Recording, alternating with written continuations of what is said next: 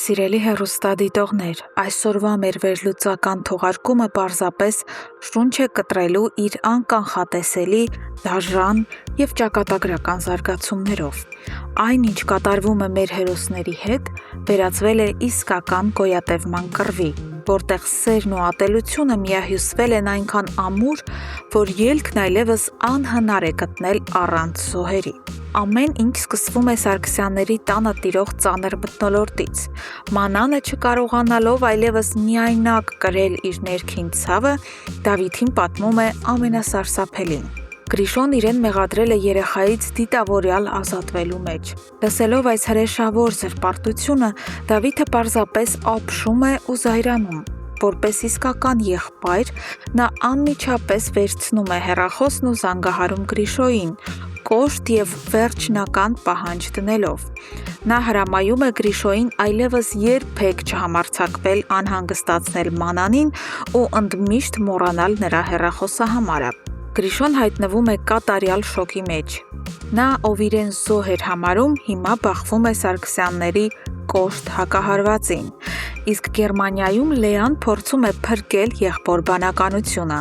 Նա ամեն կերպ բացատրում է Գրիշոյին, որ Մաշի ասածները բացարձակ սուտ են, որ Դավիթն ու Լեոն երբեք թույլ չէին տա և չէին ստիպի քրոջը գնալ նման դաժան քայլի, և առավել ևս Մանանն ինքը երբեք ընդունակ չէր լինի սպանել իր երեխային։ Սակայն Գրիշոն, կուրացած ցավից, որոշում է հավատալ միայն Մաշին։ Զայրացած Լեան դուրս է գալիս միջանցք և փորձում է բառացիորեն դուրս շպրտել Մաշին, ասելով, որ նա իզուր է կտրել հասել Գերմանիա և միևնույն է չի հասնելու իր ստոր նպատակին։ Բայց Մաշն այնքան աներես ու լկտի է, որ պատասխանում է, թե շատ լավ է արել, որ եկել է և ոչ միտեղ էլ չի պատրաստվում գնալ։ Շուտով Գրիշոյին դուրս են գրում և նա ծանր մտքերով պաշարված վերադառնում է Հայաստան։ Իսկ Հայաստանում իրական դժոխք է։ Արտյոմը լիովին համոզված լինելով, որ իր մարդիկ լողավազանում խեղդամահ են արել Հունանին, գնում է այն մութ նկուղը, որտեղ առևանգված պահում է Իննային։ Նա սառնասրտորեն հայտնում է Իննային ամուսնու մահվան կեղծ լուրը։ Լսելով դա, Իննան կորցնում է իրականության զգացումն ու սկսում հիստերիկ, ողբագին լացել, հավատալով, որ կորցրել է իր կյանքի միակ հենարանին։ Բայց իրականությունն այլ է։ Ճիշտ այն պահին, երբ Հունանը հրաժեշտ էր տալիս կյանքին, նրան հրաշքով փրկում է Լեոն։ Նա դուրս է բերում թշնամուն ջրից և ուշքի բերում։ Հունանը փրկված է,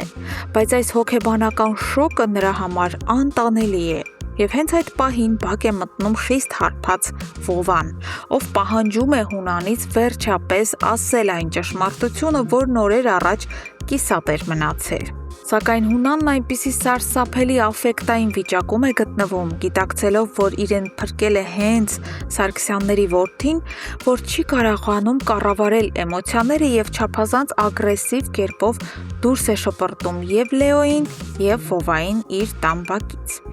Սթափվելով, Հունանն անմիջապես ոտքի է հանում իր ողջ հանցախմբին։ Շատ քիչ անց նրա մարդիկ գտնում են Արտյոմի թաքստոցն ու ազատում Իննային։ Նրանք Արտյոմին քարշ տալով բերում են Հունանի ոտքերի առաջ, և Հունանը առանց վայրկյան անգամ վարանելու սպանում է նրան, վերջակետ դնելով այս արյունալի դիմակայությանը։ Մինչ մաֆիան մաքրում է իր հաշիվները, Լեոն հարբած Վովային տանում է տուն։ Ճանապարհին Վովան, հոգեպես ամբողջովին հյուծված, խոստովանում է Լեոյին, որ իր մայրը Օլգան ինչ-որ շատ ծանր ու սարսափելի գաղտնիք է թաքցնում իրենից, որն ուղիղ կապ ունի իրենց ընտանիքի, Ավոյի և անգամ Հունանի հետ։